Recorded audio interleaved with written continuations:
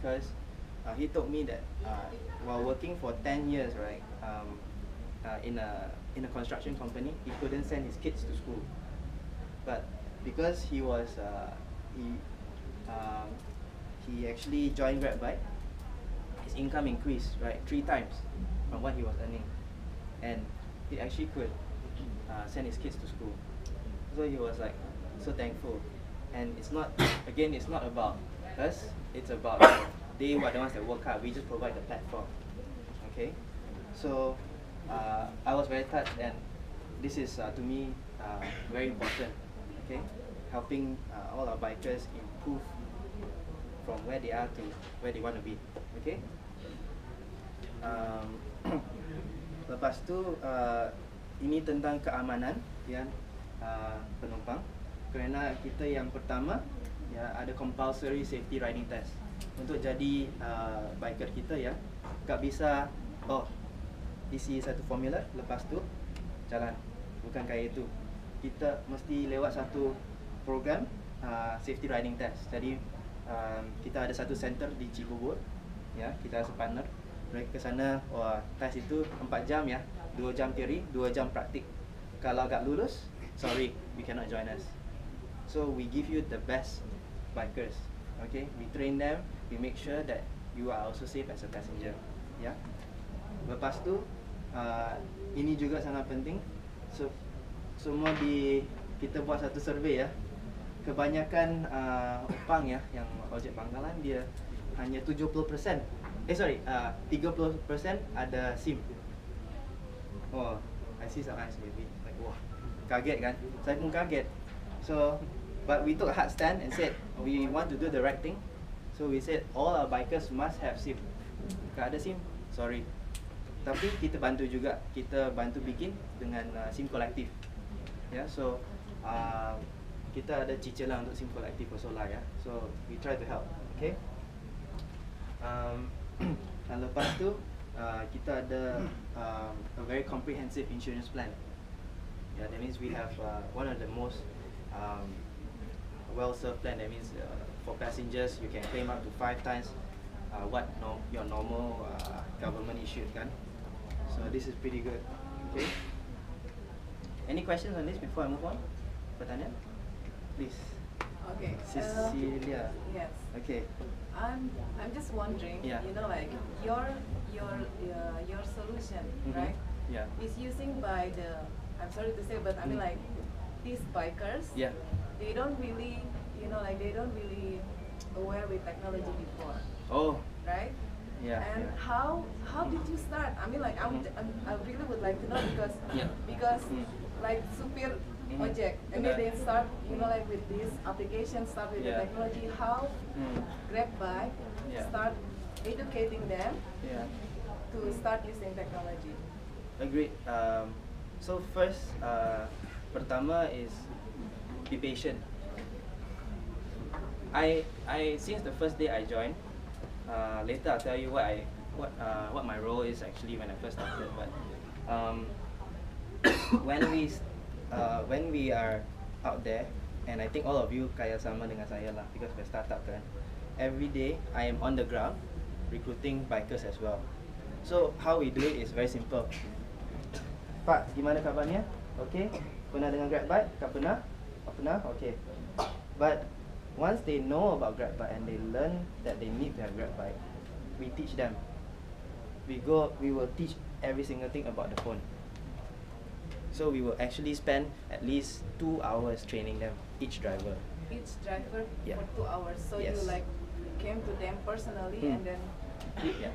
So that's in the early stage kan, while you develop a better system, right? So early stage I will go out with the team one by one. We will, Pak, ini aplikasinya. My number one question that people always ask me, mana butangnya? Press the button. Smartphone tak ada kan? So okay, Pak, ini tak ada butang, no button Pak. So ini onnya di tepi sini, ya. Lepas tu, lepas kunci itu, unlock screen kayak itu, ya. Wah, begitu ya. Oh, then kaget kan, like, wah, ada begini ya. Okay. So one is be patient. know your market, right? If you know your market is like that, be prepared. You know, don't hire people that cannot be patient with these kind of people. But thank God Indonesians, they're all very patient, so good. Very easy to hire for orang lapangan. Yeah, just like myself. So, so that one is very important. So when you teach them, you train them, and then you of course have to follow up also. So in the early stage kita satu, but once we had a bit more volume kan, we bring 20, 30, 50 people into a classroom, just like this. We teach them. One person on stage, we teach one by one by one. Yeah, just like this. So until they understand. And then we develop more things, like we develop videos, we develop test applications, so you can play with the phone without, not like real life. Things like that, kan? So you have to start somewhere. So you start down there, you learn, you iterate, you plan again, and then iterate, and then you move on, kan? So that's how we do it. And it's no rocket science. Operation is not rocket science. No need to think very hard, like crazy. It's very common sense. Kalau tak pass your common sense test, don't do it. It's very simple. Okay? So lots of patience. Sorry, lagi? Yeah. Okay? And I hope that answers the question, yeah? Yes. Yeah, so the key thing is patience there and understanding your market, and don't expect any less. Okay? Be truthful. Okay? Thank you. Okay, good. So this next slide, I hate to talk about this slide, but I have to say this, talk about this because so that you know what my background is. So I used to work at Apple Retail. My what I did was I trained all the reseller stores, yeah, and I helped them follow the Apple SOPs. Okay, what that means? Kalau kayak iBox ini kan, so if a iBox wants to set up, someone like me has to go in, check everything, train all their staff, make sure everything rapi, or else if they don't pass the test, sorry, iBox, you cannot get your reseller. Yeah, so that was my job at Apple. Okay, and I was doing that for over a year. But before that, I was working with various resellers. I was working with distributors as well. Okay, so I knew the Apple supply chain very well. I knew all the people in Apple Retail. So that's how I managed to work there. Okay, so I've been in the industry for about 5-6 years. Alright. Then after that and before Apple, I did some businesses, small one. One was a guitar shop. The other one was a bubble tea franchise, you know, Chatai. I bought the franchise, and that was in UK. Yeah, and I also invested in a real estate agency. Okay, so those are some of the things I did. And I graduated in Manchester from the Royal Northern College of Music. Yeah, so everyone always asks me, why are you a musician? You know, my training is as a classical musician. That's my training. I have no business training, yeah. So all of you here are probably smarter than me. So if I can do this, you all can do it also. Okay? So that was my passion, so I did that. Okay, I didn't want to be 55 years old and then I regret that. So that's what I did. And for Grab, I helped launch 13 cities. Okay? So 8 for Malaysia. I launched Singapore. Pattaya was the most fun city to launch. And 3 Indonesia. Yeah, okay? So I always say this to my friends. Launching 13 cities for Grab is like doing 13 startups over and over again. Because every city is so different in Southeast Asia. Right? So go in, do market research, go in and then develop the business case, go out there and plan, you know, set up your whole team. In Singapore was the hardest because when we went there, we only had 2 weeks to launch. 2 weeks, you know, to launch operation. Like, oh my gosh. Bayangkan ya sekarang kamu ada 2 minggu untuk launch produk kamu. Sedia ya? Nggak sedia. Yeah. Same lah. At least we had a working app, so that was good. But if you say we have any knowledge of the taxi industry in Singapore, don't know. And this was from our investor Temasek. The Temasek guy came, one of the VPs, he said, TJ, You have 2 weeks to launch this city. Okay, thank you very much. I want to quit, can or not? Say no, cannot. So it's like that, yeah. Startup kayak itu. One thing later you will find out is investors will ask you for ridiculous things. Okay, I think Kajora will help you manage that, yeah. Okay. So in the whole of Grab kita ada 1,500 lebih drivers, and out of 1/3 of them have been recruited by my team, and I have the opportunity to actually bring on 60 staff as well. That means recruit 60 staff as well to work for my team. So I feel very lucky to be able to bring them on and work together with them, because there are some of them are very high profile as well. Some from even Indonesia, some from Sampurna Strategic lah, high level, and some telco. So I'm very fortunate to be able to work with them. Okay.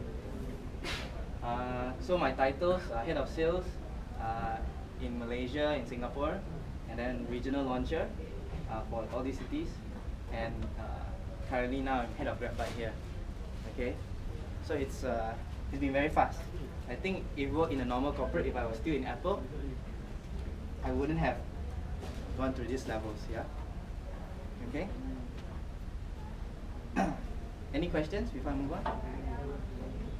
No, right? Okay, don't ask me. This one, not important, okay? Let's go to the next one. Okay. So our challenges. I think just now you asked the question, how do you change behavior? Traditional opang, yeah? I mentioned how we did it, but one thing is, besides the gaptek, right? There's one other thing that they are is the way that they are is they are very area driven. Mereka sering mangkal di satu area kan, jadi kita perlu tukarkan behavior itu. That also one of our challenges. We did it of course through lots of passenger bookings lah. So okay. So sekarang also one thing that I think we all face in the transport industry is kekurangan regulation. So teknologi sering akan lebih cepat daripada regulasi kan. Yeah. So if you have a technology or idea that's ahead of regulation, watch out. I think it will be very, very special. Okay, seriously. So think of it. How are you doing something that's in the grey area or not? Are you moving?